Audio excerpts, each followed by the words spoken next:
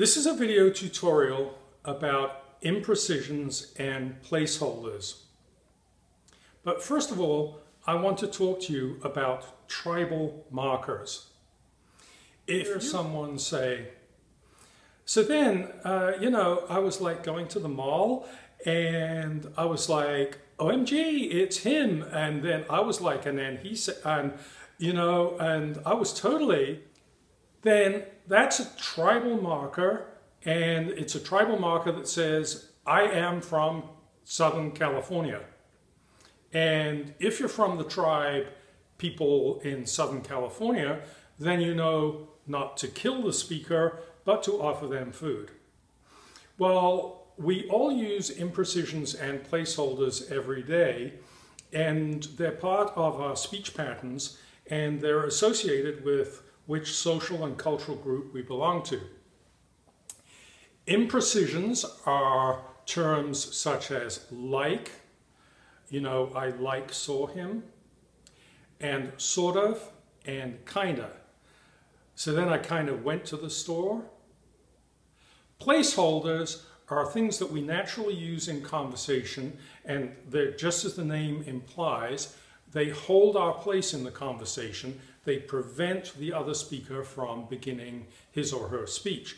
The most common ones are and and more recently we see a lot of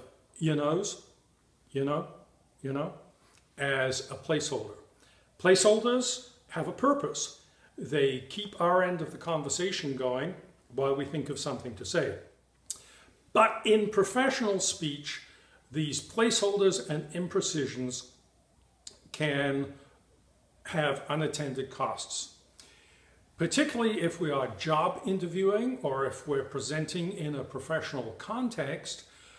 The imprecisions signal, I'm not really sure of myself, I don't really know what I'm talking about. Oh, by the way, I want to communicate that I lack confidence. Now, when I say these things, of course, that's absolutely not what you want to get across on interview.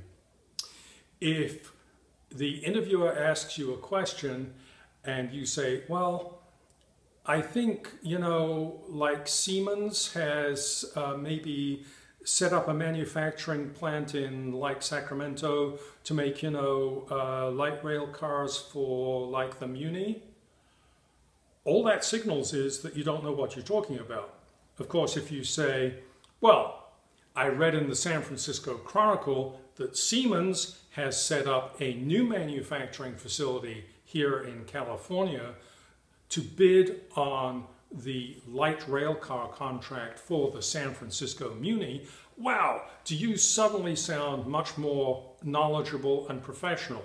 You sound more knowledgeable and professional. You knew as much before when you weren't speaking clearly. Today, I'm going to show you two little clips. They're audio clips from radio shows from the last weekend, and our timing here is September of 2014. I mention that because I plan to use this video over a long period of time, and you may not understand the context. By the way, the other thing I should say is I'm using these clips for educational and critical purposes. I'm not intending to violate anybody's copyright. The first speaker is Dexter Filkins, and he's talking about the Kurds in Kurdistan. And in a related story, the second speaker is Kate Dorian, and she's talking about Syrian rebels selling oil. They're two related stories, but I want you to listen to the differences in how they each present themselves. In the first piece, you're going to hear New Yorker reporter Dexter Filkins talking about a trip to Syria and Iraq. I don't want to diminish his heroics in any way. Listen to the number of places in which he says, or sort of, imprecisions that, in my opinion, diminish from the power of what he could be saying. Welcome back to Fresh Air. First of all, what's your reaction seeing what's happening now in Iraq and the gains that ISIS is making. After you having covered Iraq since the start of the war and covered the region even before that. Well, it's pretty depressing. I mean, these guys are, some of those guys in ISIS are just full-on psychopaths. These are the people that make beheading videos. It's not all of them, but there's a lot of them in there. And, it's sad. I mean, it's not terribly surprising, I have to say. I was there a few months ago, and it wasn't difficult to see what was happening. I certainly didn't predict what ultimately happened, but everything was really fragile. There was so much anger and unhappiness that it looked like we're kind of one big event away from everything coming apart. It wasn't hard to see. What's the difference between Al-Qaeda and ISIS in philosophy? Well, this is one of these, how many angels can you dance on the head of a pin? But essentially, I really honestly, I think it's about power more than anything, and it goes back to the Iraq War. Al Qaeda obviously was basically centered in Afghanistan and Pakistan, and in Iraq, once the Americans invaded, you had essentially these guys come together and say, we're Al Qaeda in Iraq. We swear allegiance to Osama. And then they fought the Americans, very hard. They were virtually wiped out by 2006, 2007. But what happened, to answer your question, what happened was it's basically a power struggle. The Syrian war started, and a group of guys from Iraq, and they're called the Jabhat al-Nusra, which is basically the Nusra Front. They crossed into Syria and formed a group that was essentially Al-Qaeda's franchise. You guys are the designated Al-Qaeda people. They didn't really advertise themselves as such, but they were. And so they started fighting in Syria, and then ISIS didn't really like that, and ISIS wanted to be top dog in Syria as well. And so they got into this kind of spat over who was the official kind of Al-Qaeda guy in Syria. And then literally Zawahiri got involved. Who's the head of Al-Qaeda now?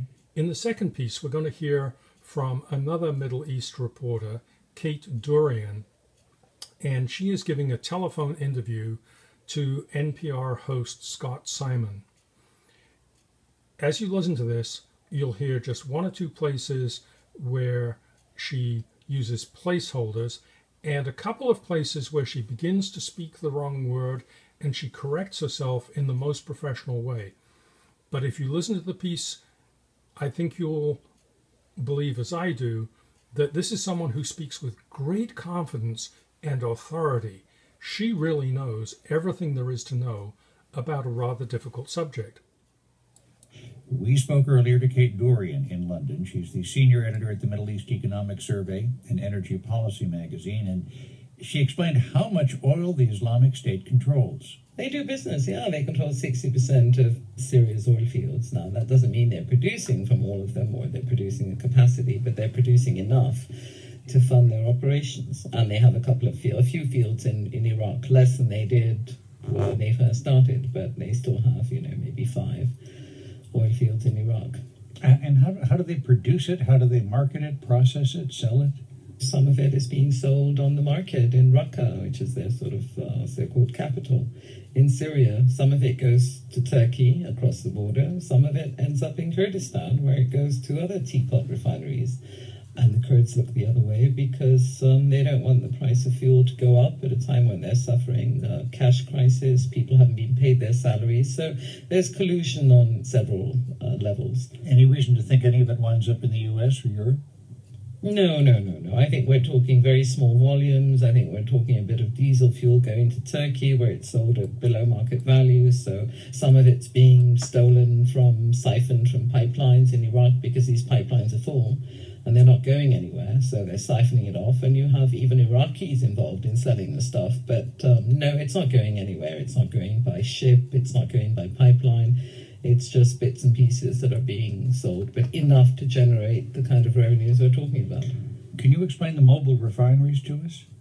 Yes, they're very, very basic refineries. I mean, they don't produce the valuable products that a more sophisticated refinery would produce. So typically they would produce something like fuel oil and gas oil. So we're talking the heavy stuff that you actually need when you're fighting a war. And Ms. Dorian, from the distance we both have from events on the battlefield, can you tell if these airstrikes will do much to hinder the oil economy of ISIS?